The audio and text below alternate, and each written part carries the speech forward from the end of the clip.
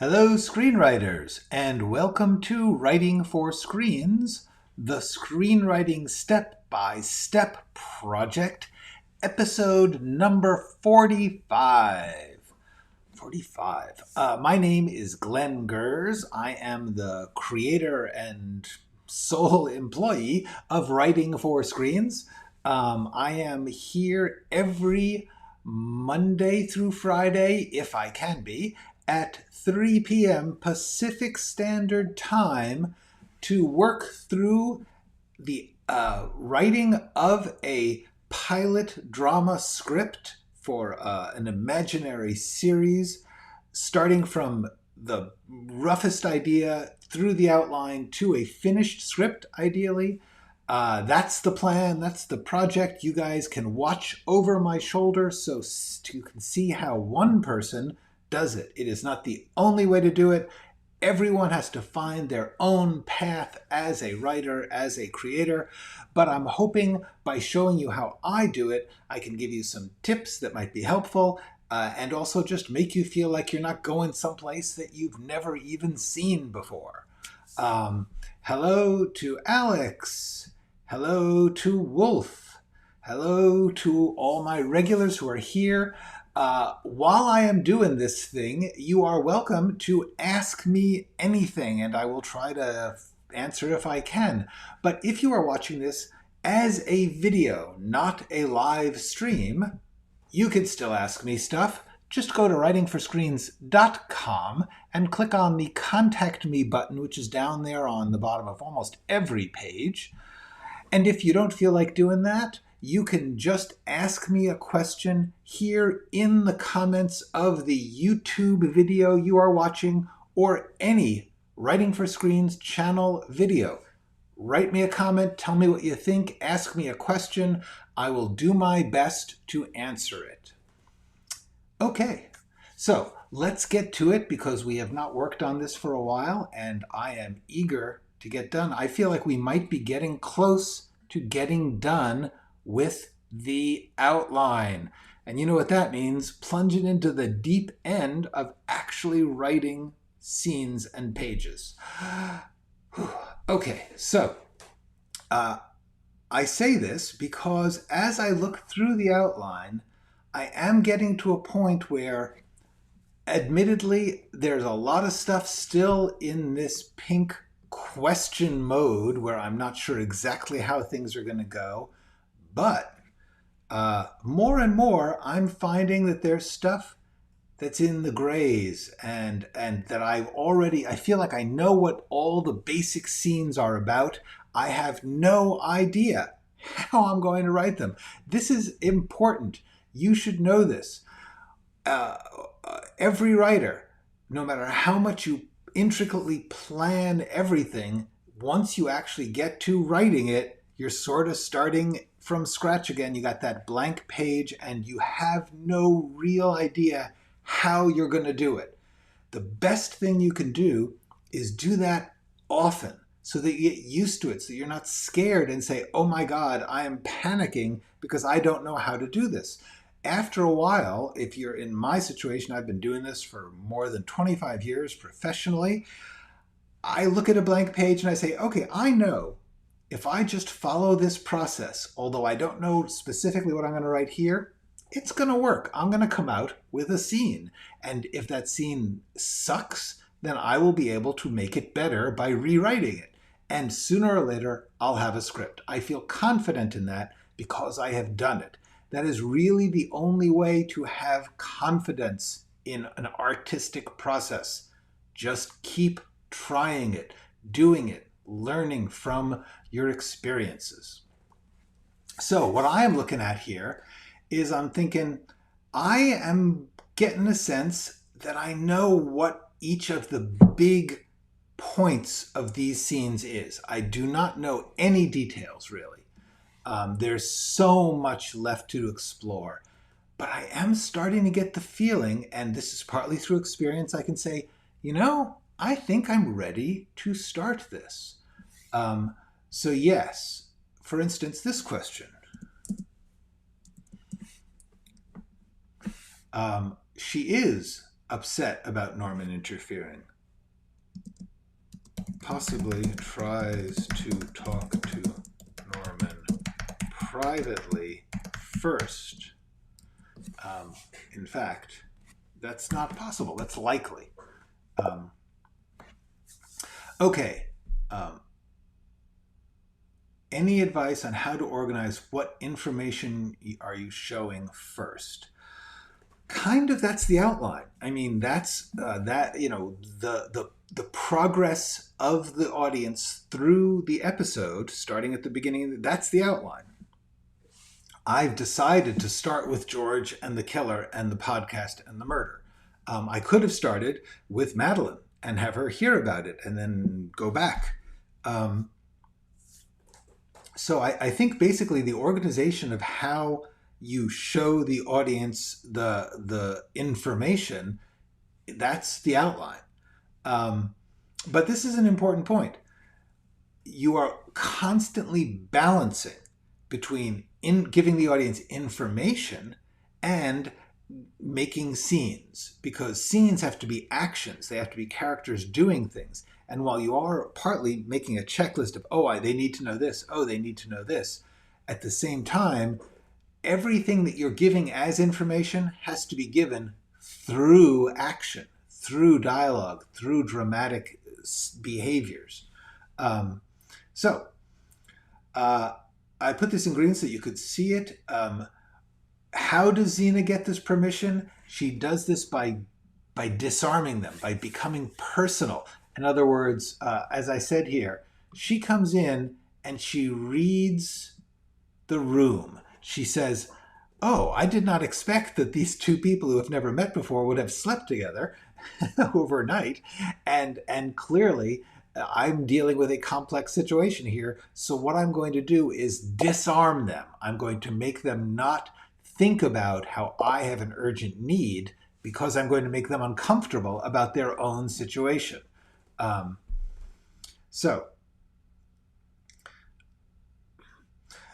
Usually I outline the real story and then the way I want to share it. Yes, I believe this is important. I heartily concur. You don't always have to do it, but usually it's important to know the story. I divide those into the story and the plot. The story is what happens. It's what happens to the characters in their lives in real chronology. The plot is how you show those events. You can show them by skipping some. You can show them in reverse order if it's Memento. You can show it in all sorts of different ways. The plot is the presentation of the story. The story itself is a thing that happened. And you do, I think, usually need to know most of the story before you can even think of the plot. Hello, Orphe. Okay, so I just wanted to show you that I had done a little work that while you guys were sleeping. And now I'm just cleaning up the outline here. I'm just trying to make it, okay, obviously this is a major turning point. I don't need to say that. This story is a cascade of fumbles. That is interesting, and I already put that, I moved that. I copied it into the overview, so I don't need that here. Look at this. Johannes, Johannes, finally I can catch one live. I've got 40 episodes besides, but it's cool nonetheless. Yes, don't worry about getting them in order. There's no plot here. I am just charging ahead step by step, and if you catch some of them and not others, not a problem. Just enjoy, thrilled to have you. Look at this. He's in Sweden. Johannes is in Sweden, so it's quite late here. Thank you for staying up or staggering in and turning on your computer, whatever it is that you did. Delighted to have you here from Sweden. That's terrific. Welcome. 99 Precinct, hello. I can't help it. I think of 99 Precinct as Littlefinger, which is probably not a good thing. I don't know. Maybe you're a big Littlefinger fan. Anyway, it's bizarre when I conceive of a real person as a fictional character. So here's what's going on. I am just going through the outline, and at this point, I'm just cleaning it up. I just want to make sure that I have not left any enormous holes, but I am getting to the point where I believe I am ready to start writing rough draft. When I am writing this rough draft, you will see I'm constantly going back to the outline and sort of mini outlining. You sort of outline a scene sometimes. But at the moment, I'm just going through the outline and saying, is this clear? Do I understand it? What's going on? So for instance, problem. George was a nutsy hoarder type. Nah, let's not get over crazy on that. How is this info quickly available to Xena? Here's the question. How does she discover this? This is really the point.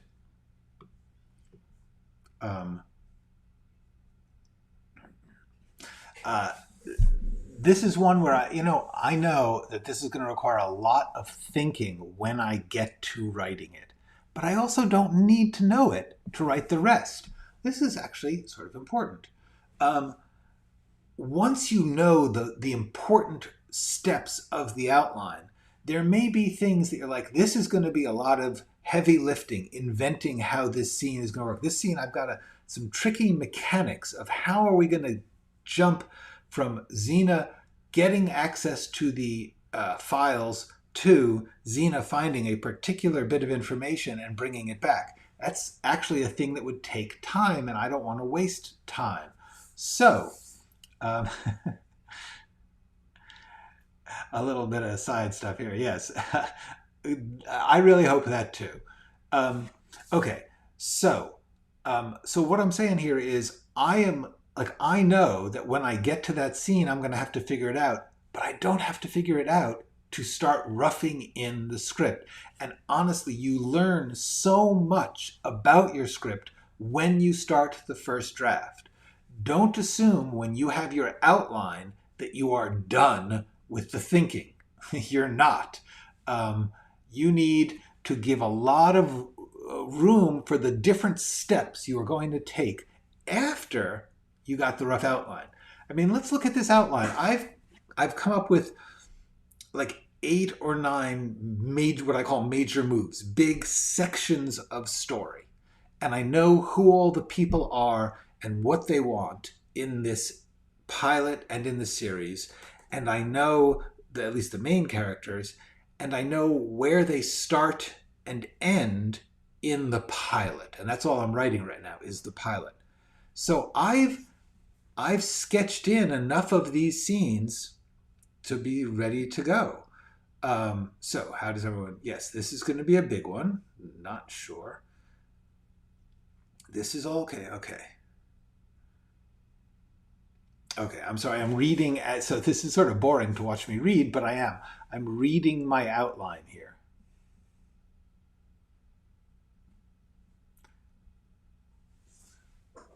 Yeah. Okay, you know what, I'm gonna take this out, don't need it.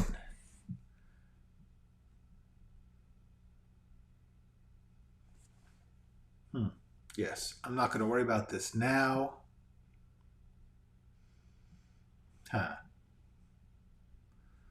Yeah, I don't need to know that here. Okay, so what I'm doing right now is I'm just going through, because I have to tell you, I'm thinking maybe by next week I will start writing. I think I'm going to start on next week writing the rough draft, starting to sketch in a draft, because that's a long way from finishing. Okay. Who is on the call?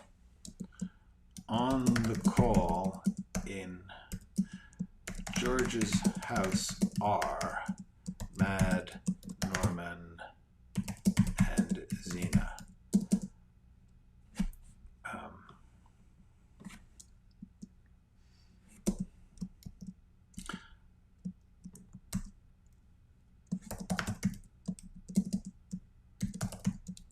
I don't think Madeline would be. The question is when Deakins, the killer, calls, he is going to say, I'm the killer, but I didn't do it. And they're going to say, well, how do we know that you're the killer? Why would we believe that? So the question is, who would be the one to say that? And it's either Norman or Zena. It wouldn't be Madeline. And the other people, I believe, are not on this call. We don't want to try and make this a Zoom thing. And the people who are in the room at the moment are Zena, Norman, and Madeline, I think. This is actually going to be sort of, I'm not sure if this will be interesting to you guys. Is it interesting to watch me actually writing? Because that's what I'm doing here now. I am actually doing the job of going through this outline. I am not putting on a prepared performance of information. I'm actually asking myself questions. So,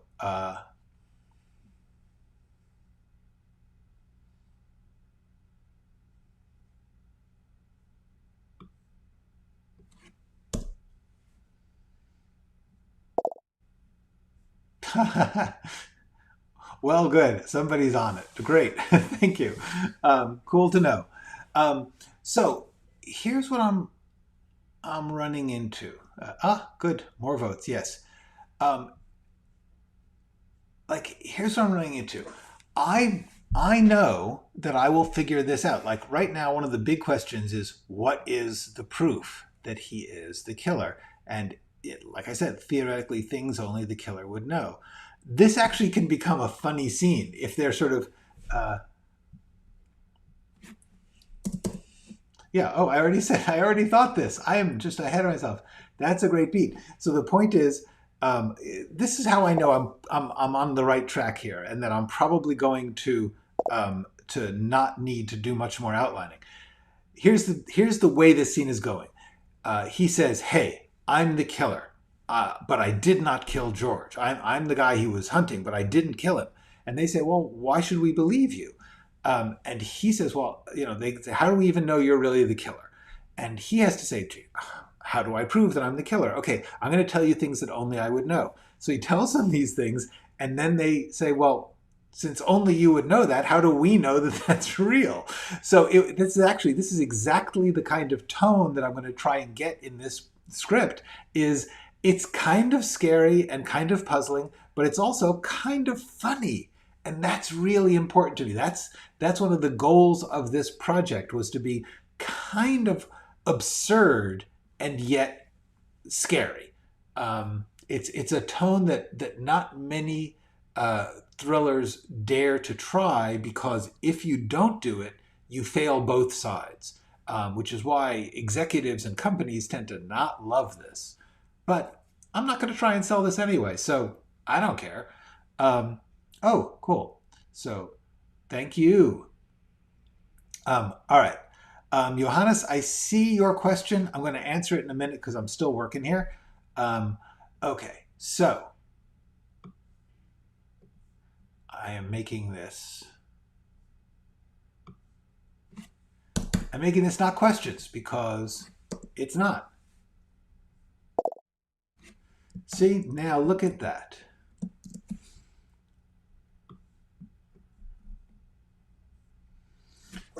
Look at that. It's a candy. I'm not sure what that means, but I like it. All right. So, moving on. Maybe here goes. Yes, this is possible.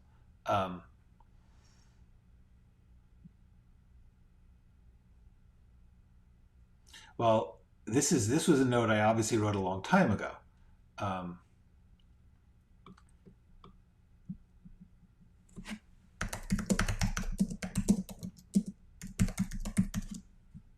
Okay, the way that they help him is they tell him there is no evidence.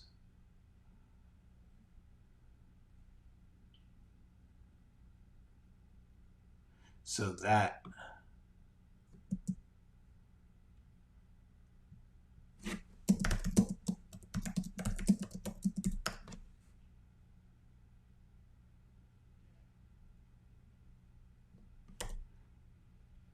oops. them. Okay.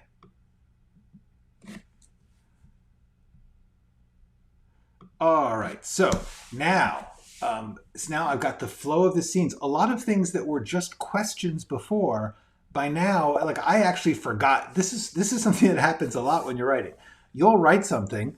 You're writing a big project, something that's 60 or 120 pages. My notes are now running 80, 90 pages. I just forget things I've written. You do. And so then you come back to them, and the great thing is you're like, oh, look, I already thought that, I already wrote it, or I wrote that as a question, but now there's no question in my mind that that's right. So poof. um, yeah, we're good. Look at that. um, Okay, this is interesting. Candy, something a viewer tells to another without giving spoilers just because it's cool. Like, okay. Um, yeah. Like it's a little treat. No problem. I find all of this very fascinating. Uh, Everybody's jargon is useful. Okay. So look at this. Now I'm going to go all the way back to the beginning of my outline, because I haven't looked at this in a few weeks, and I'm going to run through, and I'm looking for these things that are questions, to make sure that I can live with that being a question.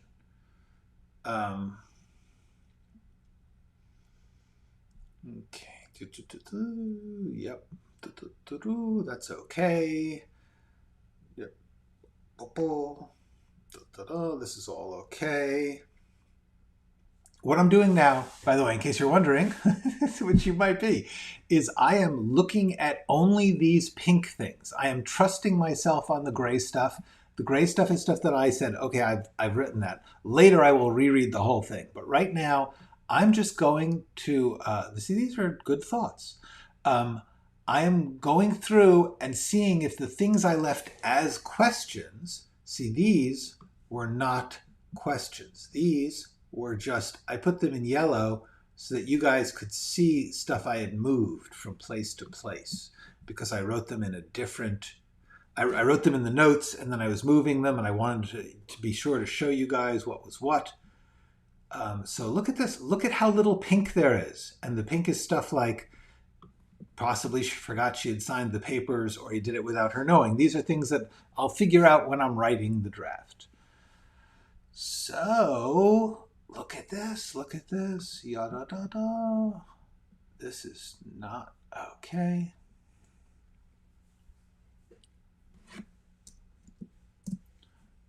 All right, yada da.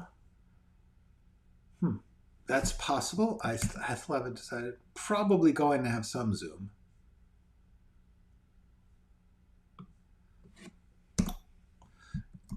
There we go. Give each. I don't think I'm going to do no zoom. I had talked about zoom. Like, zoom can be off-putting, and it also can just be a trick. It is hard to care about watching zoom on a screen. It's something that we've seen a lot of in the past couple of years because of COVID. But the truth is, watching screens on a screen is not the strongest dramatic experience. But luckily, we're only going to spend a little time on the zoom screen. We're mostly going to be going, as I said, I'm going to break it up into a series of beats and give the other people lives and go into their lives. It doesn't have to be through the screen. You can watch, like, this is one of the things. When you watch someone have a phone call, which in TV shows and movies you do all the time, you're watching them live their life or focus on the call in whatever way they are. It works fine. Yeah, okay, they have a group name, but it's not the Serial Eaters.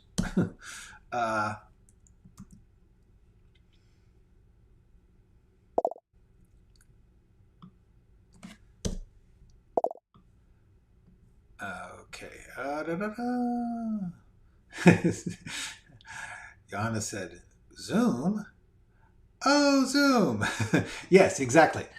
This is a group of people who are meeting because they live in different places. They live possibly, down the line, depending on if we were to try and get foreign financing, they could live in different countries. But the main thing is that these people are only connected through the internet. Okay.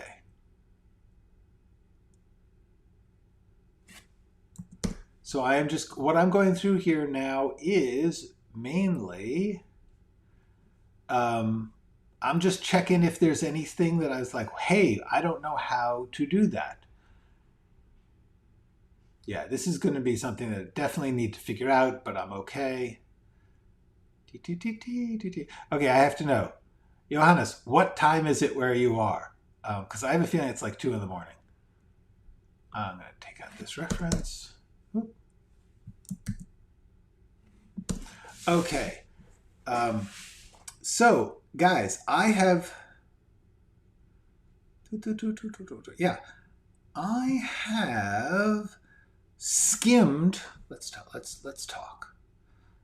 I have skimmed the entire outline. It's about 18, 19 pages right now. 18 or 19 pages with 16-point type. Remember, this document has been blown up to big type so that you guys can see it on the screen. In reality, I would use 12-point type, and therefore it would be much shorter, and it's a little easier to read when you're actually trying to read through it. But for the screen, I am giving you big blown up letters. Oh, it's midnight. Okay, cool. Thank you for staying up. And it's in Auckland, New Zealand. Whoa, guys, you are so international. I love this. This is fascinating. Greetings from everyone everywhere. 11:27 p.m. Where the heck are you, Matt Edwards? Are you in Australia? All right, this is stunning to me that you guys are all over the world. Hi, welcome. Here's the deal. I know, I'm curious. I'm curious too, because there's like there's almost 20 people watching live right now, which is freaking amazing to me. Oh, working as a lighting assistant. That's neat. That's a long day. You shouldn't have to work that long. There's a big, there's a big movement afoot among professionals on sets in Hollywood to not have these crazy working days. Often, because I mean, if you work a 12-hour day, which you shouldn't have to work 12 to 14-hour days, but on set sometimes you do. But there's a lot of crew who, because they have to put it up and take it apart, they work an extra 2 or 3 hours on either side of that. It's insane. It's way too much. Okay. Wow, look at this. Everybody's everywhere. Ozark Mountains. Neat. I am so happy to have you all here. So let's all celebrate, because it looks to me like the outline is ready to set aside and begin. You know, I don't want to predict this now. There will come a point when I'm trying to write some of these scenes and I'll be like, man, I did not think about this enough. But that's okay. That'll be fun. Just wanted to warn you now. But I think what we're going to do here is tomorrow I'm going to zip through the overview as well and the series outline. Just try and get a sense of what I've got. Because I think on Monday, I'm going to check my calendar. Hold on. I don't want to do it on the oh, wait. I know what I can do here. Hang on. You guys just keep looking at pages while I am going to briefly open my calendar, which you are not seeing because it's mine. And I just want to see if I'm doing anything Monday. You know what? Monday is cool. I'm going to do this Monday. Groovy. Oopsie. Here's what we're doing. Monday, I am going to start writing the rough draft. And this is going to be a long and bizarre process, which includes often going back and re-outlining or rethinking the outline or mini-outlining. but it's time. It's time. Don't you all feel that? We've done 45 of these. I think it's time to start writing the script. So that said, I'm going to briefly, quickly look because I believe Johannes asked a question earlier. How much of the ending do you have to know before you start your first draft, in your opinion? I don't know if this question makes sense, but I don't know how else to put it. No, of course, it makes perfect sense, and it is a good question. Let me see if I have this. No, I do have this. Here, dig this. The ending is everything. If you do not know your ending, as far as I'm concerned, you can't write your first draft. Now, I know there are people who do, although honestly, I don't, like I know Stephen King. There are people who write and they don't know where it's going. But Stephen King himself has said he has a rough idea of what the story is going to be. He just hasn't done an outline. But he's got a shape of the story, and he has some idea about what he thinks he wants to have happen at the ending. And if that works for you, if you can be as productive as Stephen King is and write so many wonderful things as Stephen King does, go with it. Don't let me stop you. I believe that you need to know the ending in order to make choices. And I believe everything is a choice, and every choice has a price. In other words, if you decide, like in this story, I have decided, I chose to have the ending be that Xena, their friend, is actually going to be the murderer, the villain, actually the worst villain, even worse than the serial killer in some ways. If I didn't plan that out, I couldn't put in all the plot points that might lead to it, but more important to that, I wouldn't know how to write Xena's scenes because I wouldn't know what she was doing behind what she was doing, and you need to know that to write the scenes. You need to understand what each character is intending in the scene. In every moment of every script, you have every character having a different intention. They are going through the story trying to accomplish their goal. And the main character's goals are the ones that shape the story. Will they or will they not achieve them, accomplish them, get what they want? Yes, I believe if you don't roughly at least know the ending, I personally like to really specifically know the ending. I don't feel comfortable writing something if I don't know, well, this guy is going to end up dead, or this guy's... Not that I'm going to give it away early on, but if I want that to be painful or if I want that to be satisfying, I need to set that up. I need to understand their story. That's me. It's not the only way to write, but I do believe that if you want to really structure a story, you need to know the end. Also, in this particular case, when you're talking about a series, you don't outline every step of the series. You outline every step of the episode you are writing. In series writing, in staff rooms, that's called breaking the story.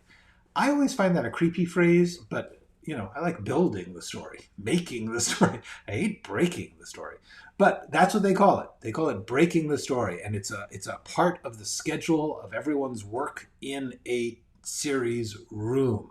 A room is where the series staff works together. Okay. So that is the answer that I have for Johannes, which is, yeah, I believe you want to make that choice. You want to say, I know what this story is about. I have done, let's see. I believe that this, of my videos, this one on this question really gets into it a little bit about why the ending is so important and why you want to think about it in order to tell your story. The ending is the meaning. You'll be telling a very different story. If Macbeth ends with Macbeth killing everyone and winning, that's a very different story than the tragedy of Macbeth. So to me, you want to make choices. You want to make decisions. Say, like in this story, I know that I want this to be about two people who are dragged into this group of wackos and put into a position of danger where they have to fight their way out. They have to solve a puzzle and escape a murdering bad guy, and that is going to bring them together and help them to become better people and fall in love. That's the real story I am telling about how they are going to fall in love and give each other what they need. Weirdly, the plot is usually not the main thing that you're saying in a story. There's no real surprise that serial killers are bad, that murders should be solved, and that it's hard to do. So if every thriller is sort of the same and there's no point in watching it except for how it reveals human behavior, how it reveals character, how it tells you the story of a person or people who are unique and individual. And that's what you want to think about when you are thinking about the ending, to me.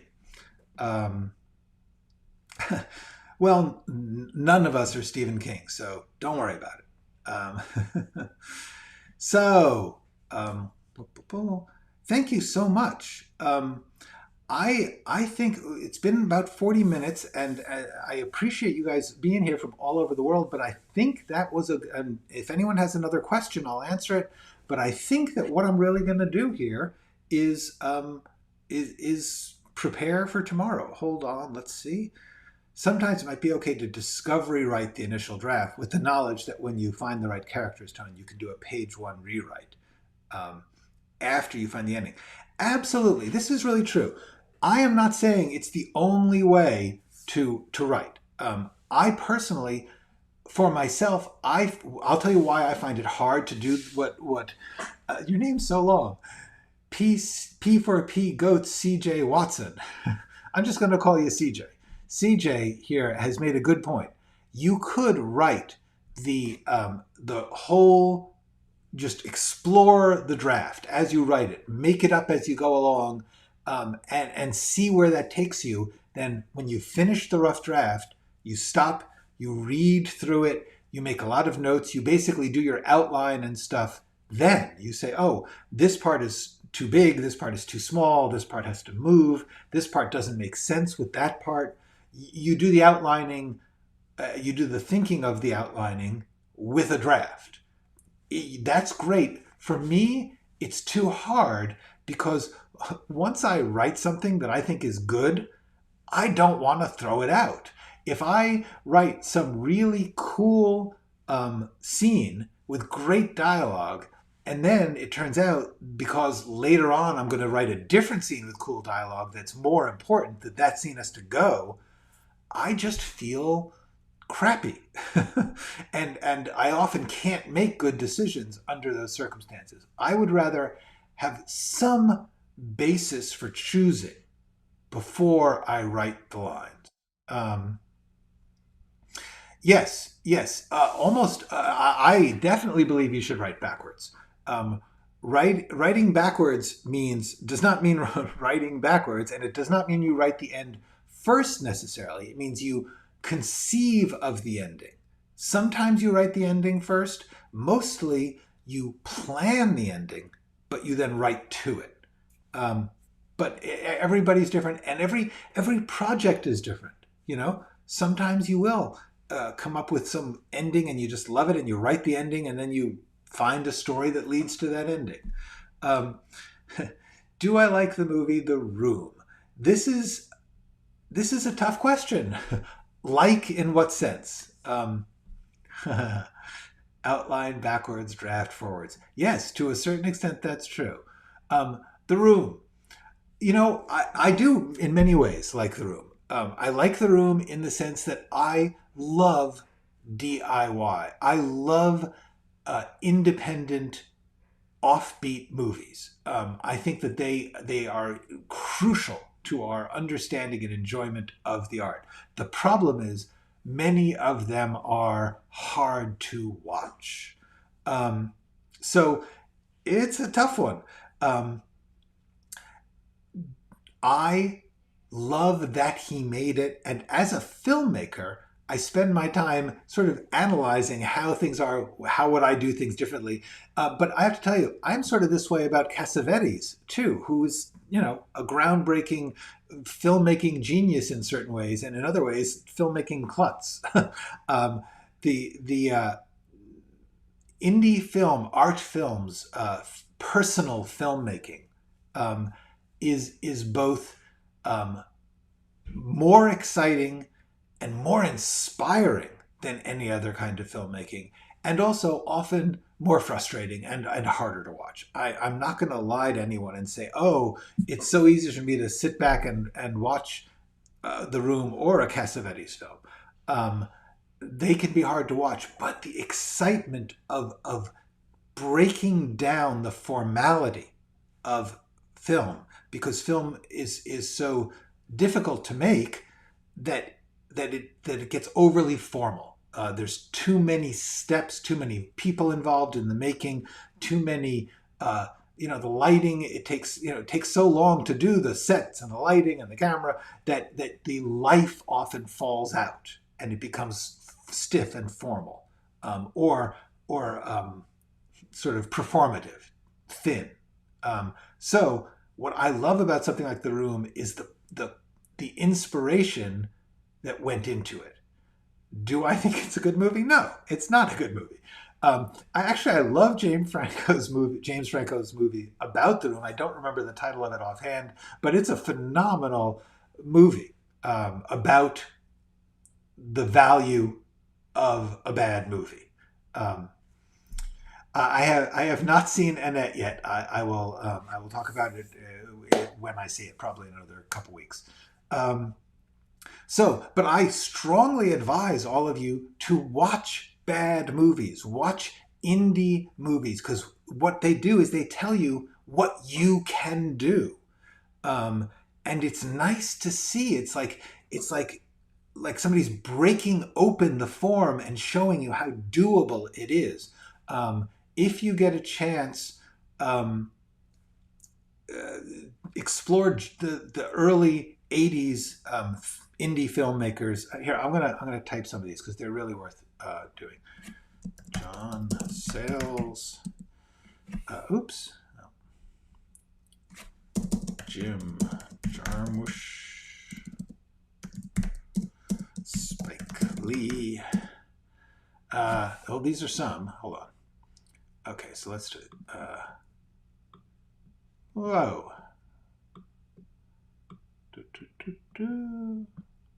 There, look at that.